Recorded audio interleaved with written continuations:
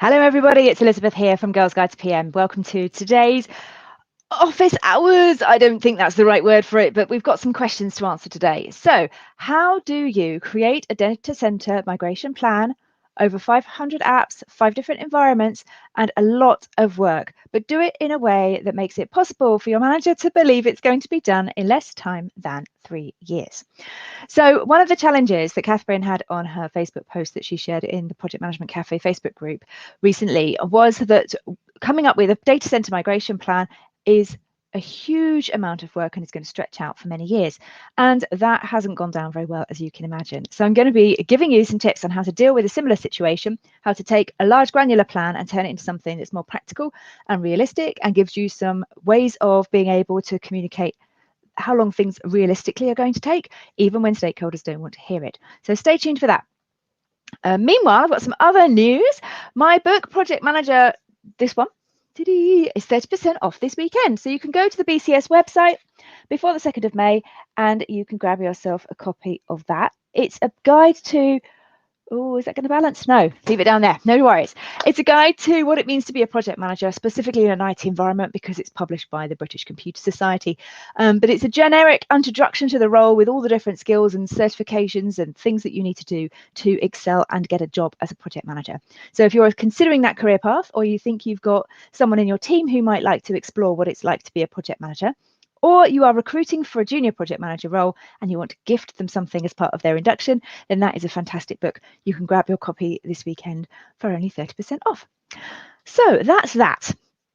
What's happening with the Facebook group this week? We've had some fantastic support provided from members to people who are having difficult challenges with their software. So just a shout out to everybody who's helped with questions about Microsoft Project and Smartsheet this week, because that's been really helpful and we appreciate you sharing your expertise. So thank you very much for that.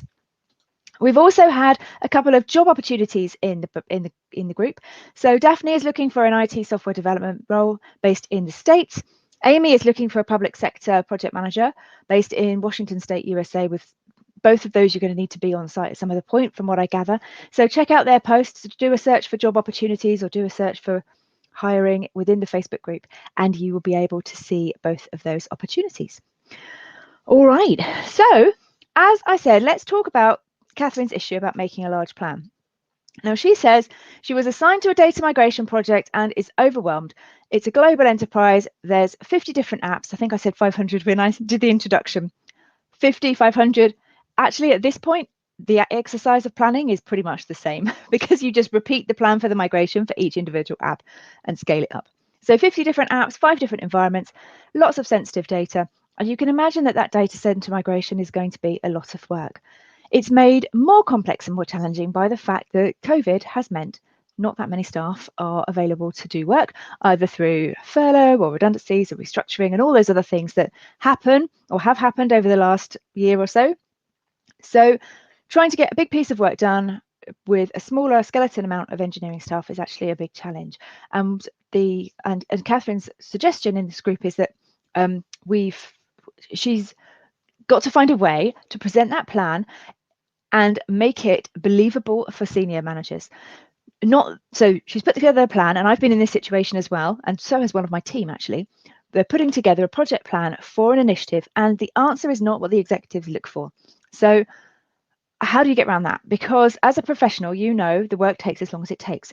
If you've got work that has taken longer because you haven't got the right staff or the skilled staff, that's another challenge to factor in.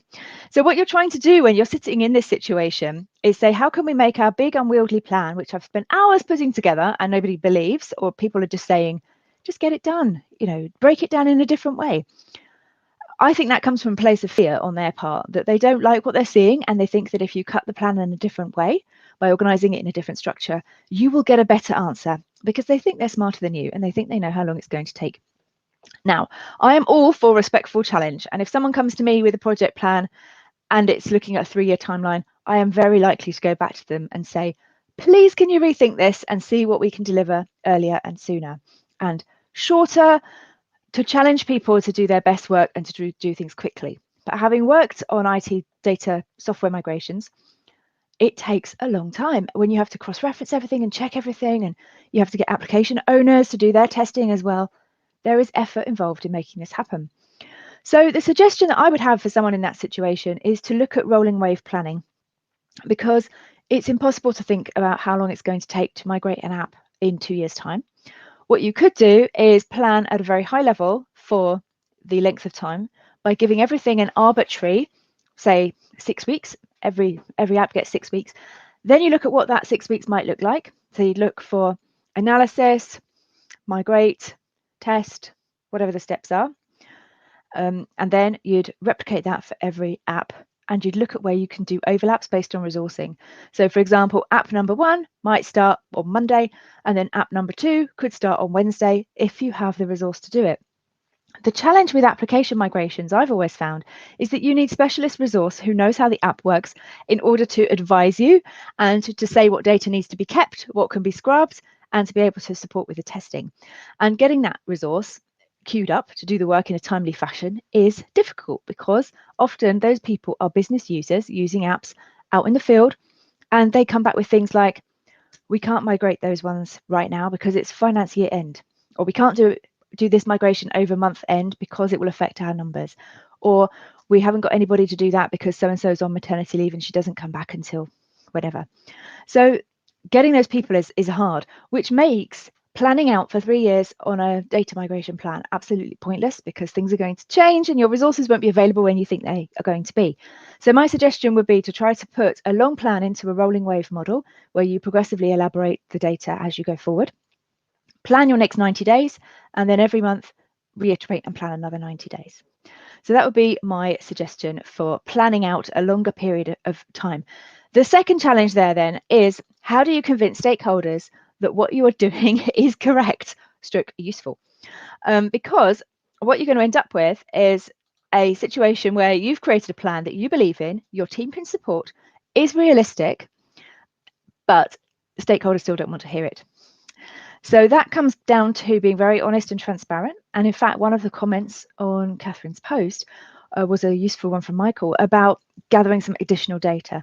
So can you pilot the work involved in doing one application and then see how much of that can be replicated, and therefore you might gain some speed later. But if you can present some evidence to say it takes this long to migrate one app, this is a typical standard app representative of our application estate, and we think it takes this long, even if we manage to speed things up, even if we got really slick and streamlined, we would cut 20% say off the time, and that would then end up giving you this timescale. Because unless you add the resources in, you cannot do things faster. It's just not possible. And that's where, as project managers, we have to have some degree of being able to push back and tell people the messages they don't want to hear.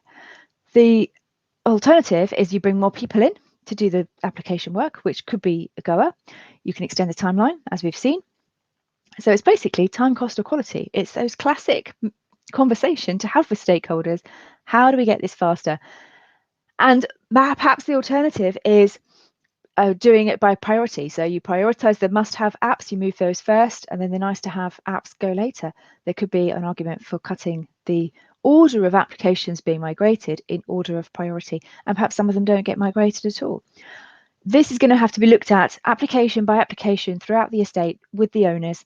And if it's going to be a very hard deadline, say, for example, the old data center is being shut down or their contract with that provider is ending, then I think you've got some very hard conversations to have with the stakeholders to make them realize that what they're asking for cannot be delivered with the resources that you currently have.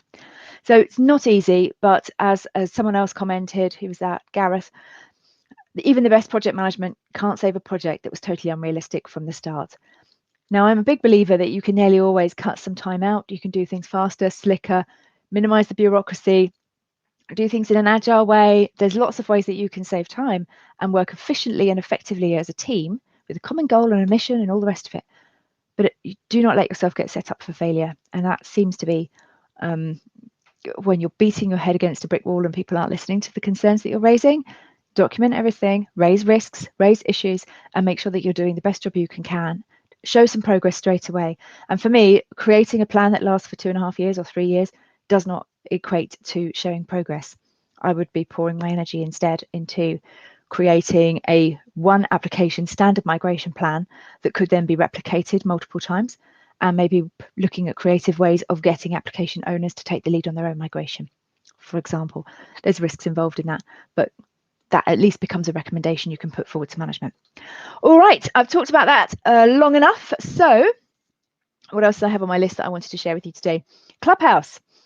Those of you who have application, what am I talking about? Those of you who have iPads or iPhones can join Clubhouse, and I now have a lot of invites to give away. So if you would like to join the Project Management Club on Clubhouse, which is a voice app, it's I'll show it to you. It's a voice app that basically podcasts and audio recordings where you can drop into any conversation that you like. So this is what my Clubhouse looks like today. There you go. And so I can just go in, see what conversations are happening, scroll through, and then if I see something I like the look of, that's great. Or you can see your events. So I've actually created an event for Robert and I to talk on Monday about project failures and bounce backs. How do you bounce back from that, building resilience as a project manager?